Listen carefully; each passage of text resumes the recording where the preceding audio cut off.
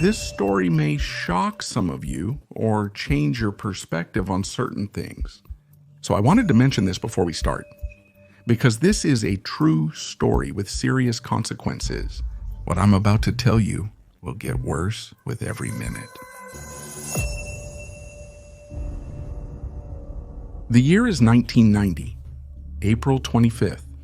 On that day, later in the night, two people happened to notice someone by the side of the road, a young girl lying on the ground. They realized that she was hit by a car and run over. The young woman is taken to the hospital with serious injuries. A 47-year-old man named Clarence comes to visit her. He says that the young woman's name is Tonya Hughes, that she worked as a dancer at a club, and that she has a son named Michael. 21-year-old Tonya doesn't survive the accident and loses her life.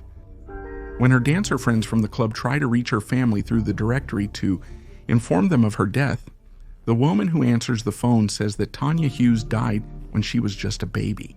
So Tonya Hughes was actually someone who had died a long time ago. So who was this young woman who died really? And who killed her and why? We're all bad in one way or another, aren't we?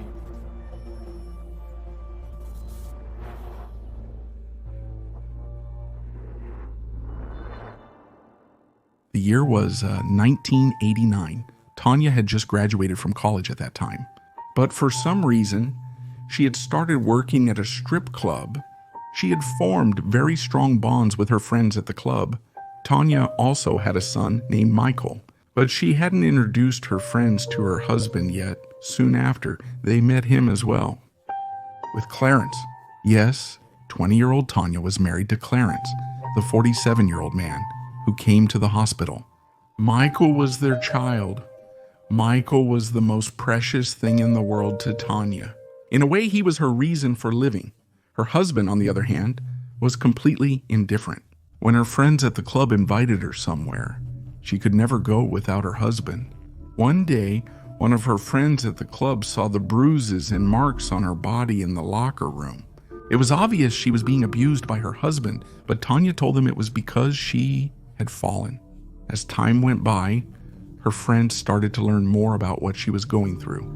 For example, one day Tonya told one of her friends, "Clarence wants me to sign a life insurance policy." She said he's having documents prepared for this. It wasn't hard to see that Tonya's life was in danger. Her husband, Clarence, was planning something for her. After Tonya found out about this situation, she wanted to escape, but Clarence had thought of that too and was keeping her son Michael locked up. He said that if she tried to escape, he would kill him. The only thing Clarence cared about was money. He was also the one who made his wife Tonya get a job at the club to earn more money. As days went by, Tonya was subjected to more violence and had to submit to Clarence's disgusting demands. It was the evening of April 25, 1990. Clarence called a friend Tonya worked with at the club and told her that Tonya had been hit by a car on the highway. This wasn't something someone like Clarence would do. Why would he inform Tonya's friends about something like this when he didn't even care about her? Besides that, it was also strange that Tonya left town without telling her closest friend anything. The accident was strange, with scratch and nail marks on Tonya's body suggesting a struggle. She had suffered a serious head trauma. They probably wanted to knock her out first to make it look like an accident, and that's when they struggled. Then they knocked her out and, after restraining her, tried to kill her by hitting her with a car, maybe even running her over. All her friends were sure that Clarence did it, because just months earlier, he had taken out a life insurance policy on her. Tonya passed away on April 30th, 5 days after the accident. Their son Michael was first placed in a foster home. A family who came to the institution wanted to adopt him. Now Michael had a family, but Clarence was not going to give up on Michael.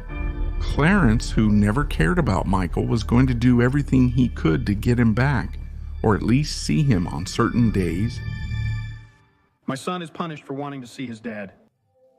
He's locked in his room, his toys are taken away, and he's told that his dad is a mean man, which I was unable to give my son during a period of weakness when my wife died tragically.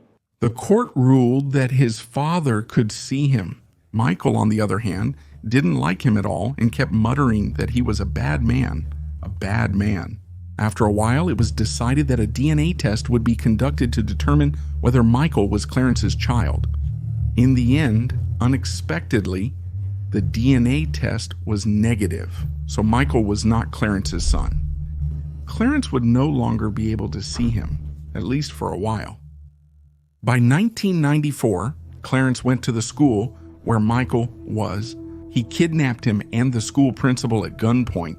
Then he tied the school principal to a tree, left him there, and disappeared. Michael had been kidnapped. Clarence was being searched for everywhere. Franklin Floyd during this time. An FBI document revealed he had attempted to claim money from his wife's insurance policy. But there was another name listed there. Franklin Delano Floyd, that was his real name. He had used fake names and fake identities many times before. As Franklin Floyd was investigated, the case became even deeper. It was revealed that Floyd, who had a criminal record, served prison time for kidnapping a young girl in 1962. In 1963, he committed a bank robbery, and in 1973, he was caught assaulting a woman. He was arrested but released on bail. Franklin Floyd spent 10 years in prison in the 60s. After getting out, he didn't report to his parole officer and was missing for the next 17 years. He didn't show up to his trial and had been wanted for exactly 17 years since that day. Little Michael was with a murderer, and no one knew about them. After all this criminal record came to light, it was thought that Franklin had killed Tonya Hughes. The police, who talked to Tonya's friends at school to get information about her, were met with another shock, because the person they knew as Tonya was registered as Sharon Marshall in the school records and graduation documents. What was going on here?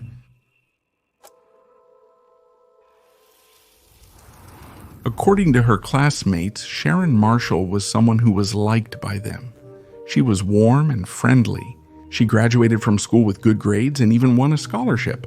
Her father published a full-page congratulatory ad in the school yearbook because she won a scholarship, but the photo in the ad was not really appropriate for a school yearbook. Why would a father choose something sexy for his daughter? That doesn't make any sense. After a while, Sharon told her friend that she was pregnant and wanted to have the baby, and that she would give it up for adoption. After this news, her father decided not to send her to college, and they moved to another city. When they came to the city, both of them changed their names. Sharon Marshall's name became Tonya, and Warren Marshall's name became Clarence Hughes. After taking these names, both of them got married. While the police were talking to Franklin Floyd's neighbors, they also found a photo belonging to Franklin. In this photo from the 70s, we see Floyd and a girl who looks about 4 or 5 years old. According to his neighbors, this girl was Sharon.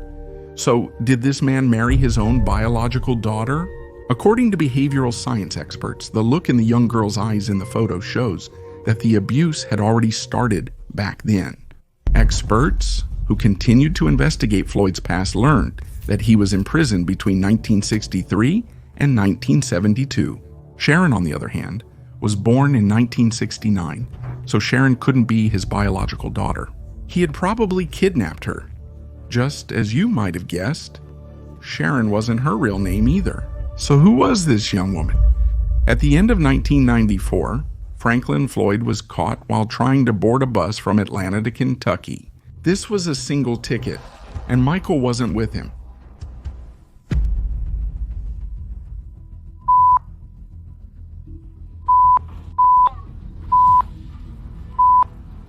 In the following days, the police found a package hidden under Floyd's car. This was a package containing some photos.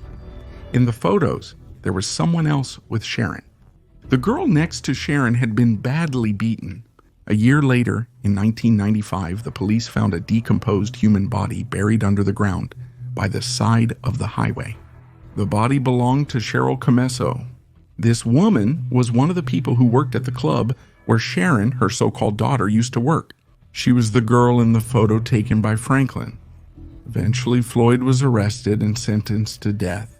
Meanwhile, little Michael was in danger because Floyd, who had kidnapped him, was now a murderer. The police were searching for Michael everywhere and investigating. In statements to investigators, Floyd said he gave his son to a wealthy individual, didn't know his whereabouts, and loved him dearly. The police knew that these were just nonsense. After a while, 2 detectives who were experts in their field interrogated him. Franklin couldn't stand it and confessed everything. He said, "I killed Michael by shooting him twice in the back of the head, so it would be over quickly." Franklin said one more important thing during the investigation: the name of the girl he kidnapped and married. Her real name was Susan Maria Seva. She still had a mother and father who were alive. After her father returned from the Vietnam War, he and her mother grew apart and they got divorced. Their mother, left alone with 3 children, realized she couldn't take care of them and gave them to a social services institution. Their father didn't want to take any of the children with him either. That's when everything started. Their mother met Franklin Floyd at a church she attended on someone's recommendation. She married him, but everything was getting worse. Fights, threats. After a while, Franklin kidnapped all the children. Except for Susan, he left the others at an orphanage. Their mother only went to the police station. She didn't act like a mother who lost her children, but almost like someone who was happy to be rid of them. Their father never went after them. Her indifferent mother and father had handed Susan Sevakis over to a perverted killer with their own hands. Their own selfishness had been the end of Susan and Michael.